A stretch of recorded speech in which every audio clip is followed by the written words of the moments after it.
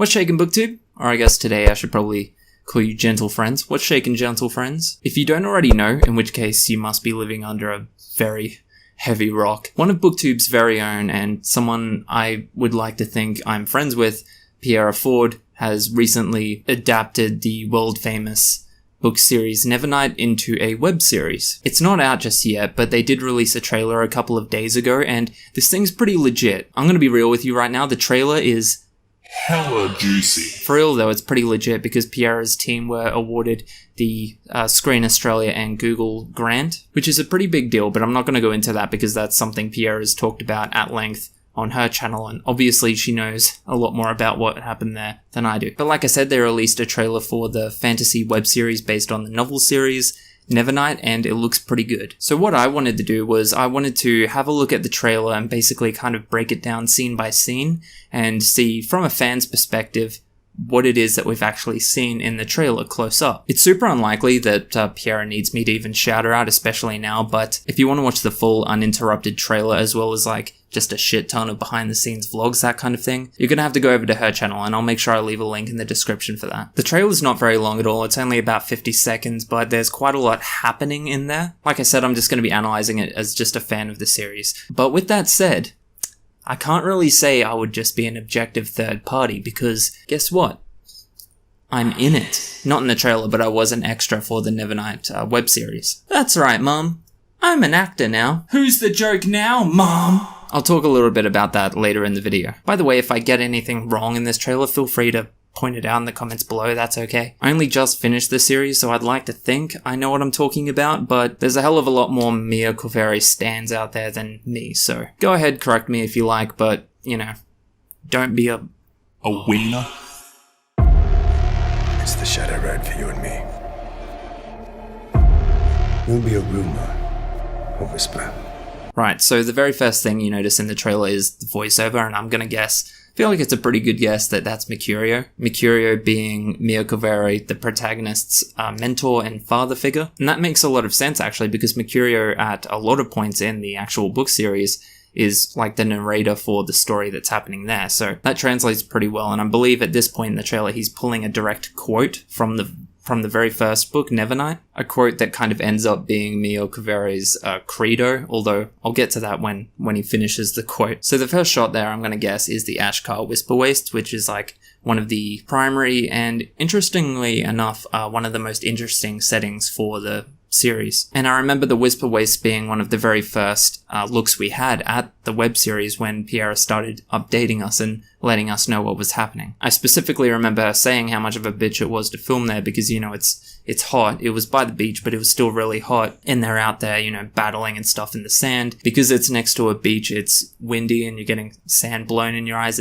That's a bitch even on a like good day when you're in your Dunkaroos. So I can't imagine doing that in full fantasy gear. And in that first shot, I imagine it's Trick and Mia that we're seeing walking through the desert, although I guess it could be Nave as well. It's interesting that at a first glance you can only like see one sun, but then you'll notice obviously that there's two light sources, so you've got the two suns there. I'm gonna guess the third sun is out of frame, because as we know in the world of Nevernight, there's 3 suns. It looks like directly after that we have a mysterious shot of Mia and Mercurio in an alleyway, in one of Godsgrave's alleyways. I can only imagine how many cigarettes Pierre must have had to smoke for this. It's prominent in the story, of course. It's like a Constantine-esque, like, chain smoking thing going on. And it's like, in every photo we have of Pierre as Mia, she's smoking. Just makes me wonder if, like, after the shoot was finished, if she had to go on a fucking nicotine patch or something. You never know, guys. Maybe Mia will come out post-edits with a bit of an Aussie smoker voice. I'm the war you can't win.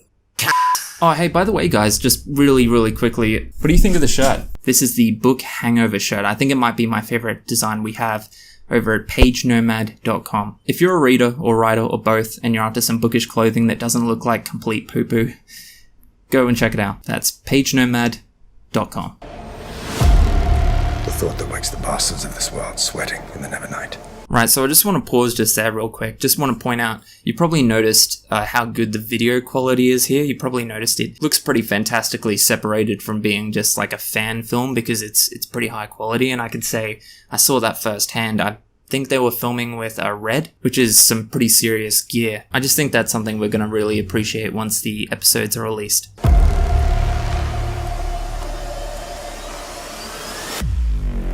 So then we have a nice little time lapse over, I'm gonna presume it's the Red Church. Very clearly see two suns in the sky. Very nice. And then we have a shot of Mia getting on in a bit of an alleyway, in a God's Grave alleyway. And this is the most important part of the trailer. And you know why? Because this is a bit that I'm in, baby. Woo!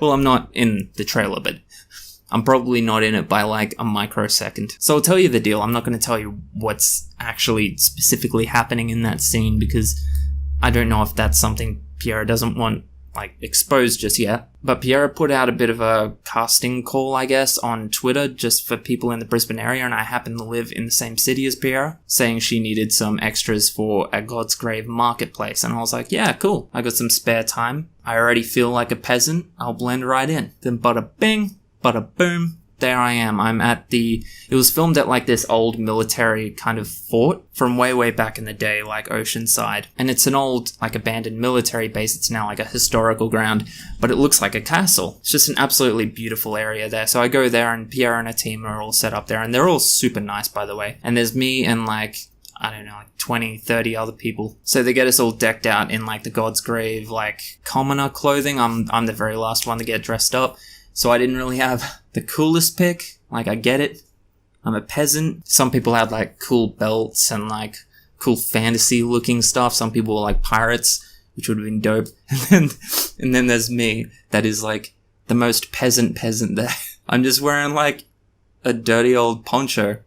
And I've just got all this, like, dirt makeup just smeared all over my face. Don't get me wrong. I looked the part, but I also looked like I just escaped Shawshank through a shit pipe, so. No, it was really fun. It was a really, really good day. I really enjoyed it, and it was just fantastic meeting Piera in person. She's just such an incredible woman. I remember I was like off sitting to the side, just chilling on my friend while we were waiting, you know, to play our part. And I look across, and there's just Piera like on her own in like a little bit of grass with her dagger, just doing like all this ninja shit. Looked badass as hell, by the way. It was just really, really cool experience. But anyway, what I actually had to do as an extra. So in that bit where they're kissing in the alleyway, literally like within a second of that, I believe you would see me walk past in the background. That was my job. I walked past. I tried to put like a bit of a drunk swagger on it. I hope that makes it in. I hope I make it in there. Even if I do, I imagine I'm just going to be a blur in the background, which is cool. But yeah, no, I did the drunk walk through plenty of times, which is just like an average Wednesday for me anyway. That's a normal Wednesday, me drunkenly staggering through a marketplace with shit all over my face. That was good. I sure as shit got my exercise. Needless to say, at the end of the day, my legs were ripped, bro. If I do make it into the final cut, you better believe that'll be my proudest moment, and you better believe I'll be making that my Twitter cover photo and sending it to Hollywood. So then we have a few cool shots, a really good close-up of Mercurio. I'm pretty sure it's Mercurio. I'll look really dumb if it's not. But from what it looks like to me, I think that might be the very first meeting of Mia and Mercurio. That's just a guess, but yeah, we have our first close-up of Mercurio. For some reason, I imagined him being like a fair bit older and maybe a bit more decrepit. This gentleman looks pretty damn healthy. But then I guess that makes sense. He's still meant to be a reasonably fit assassin or ex-assassin. Alright, pause. Okay, guys. This is our first and I believe only look at Mr. Kindly in the trailer, which I'll admit I'm a little disappointed by. Only because I'm so goddamn keen to see what the finished product looks like, the special effects. I remember watching the test footage they did just ages and ages and ages ago. It was like towards the start of the year. And honestly, I thought Mr. Kindly looked pretty good in that as it was. But then we fast forward to now and they did a Kickstarter where they raised just a ton of money for the special effects and a few other things to make it look a bit better, you know, in post. So you just know Mr. Kindly's gonna look dope as hell, and I'm just really excited to see that. That's one of the things I'm most excited for. And let's take a moment to just appreciate how bangin' Piera looks here, because I think the outfit's spot on. She looks fantastic. She is 100% on that Respect the drip, Ashlyn. shit. You know what I mean? Then we have a shot of presumably Mia's first victim, the drunk from the beginning of book 1.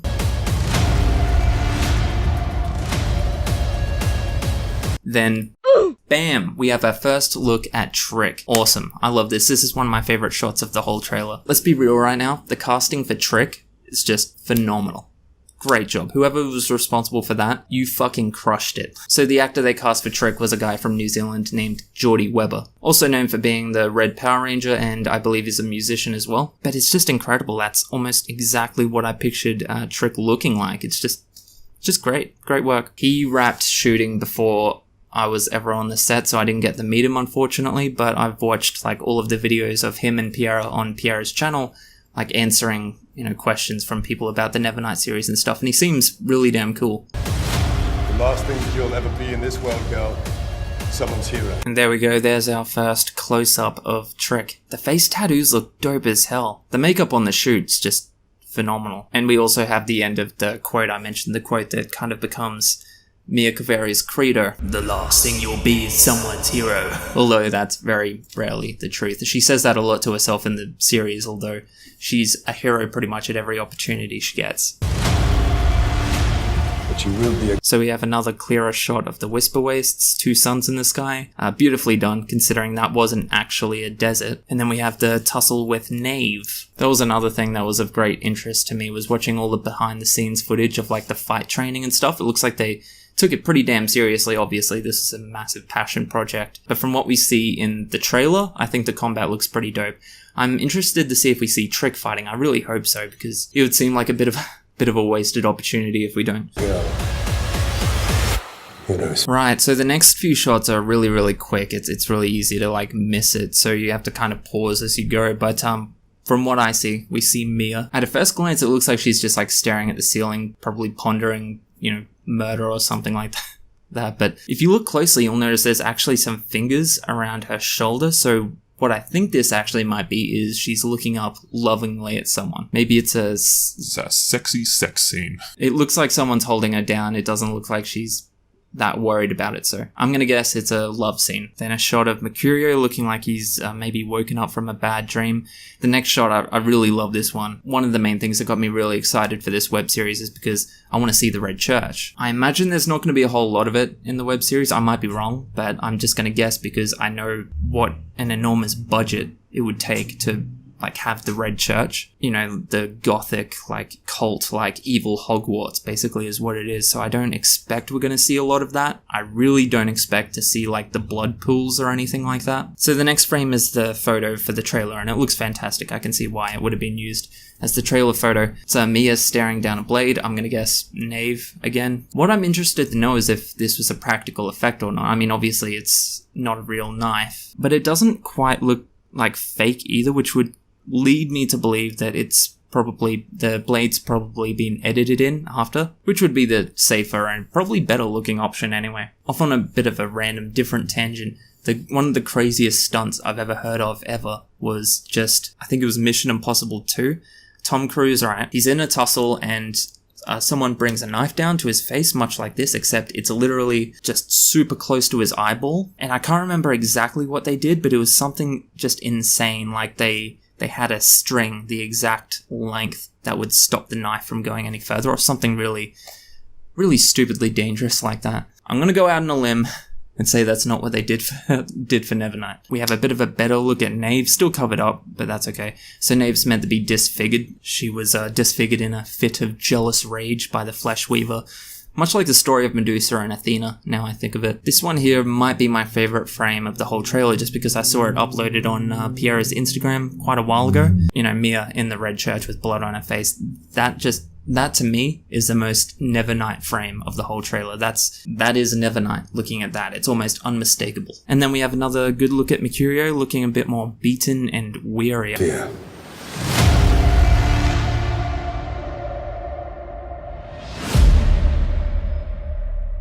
Then, bam, we have the most special effect in the whole trailer. I want to take that frame by frame just so we can appreciate how fantastic that looks. It's Mia stepping out of the shadow, although it kind of looks like she was completely invisible. That was something that wasn't entirely, 100% clear to me in the series, is when she shrouds herself in shadow, is it kind of like a literal shadow walking around, or is it just invisible? This looks like it would be invisible, which would make a shit ton more sense in the story. That looks fantastic. That quick snap of just the shadow being pulled away. When you can look at it frame by frame and it still looks good, that's when you know it's been done really professionally and really well. And then yeah, we have the title card and release date. I was pleasantly surprised by like the release dates. I thought it would be like, you know, maybe week by week or something like that. That's what people usually do with stuff like this when they know there's high demand.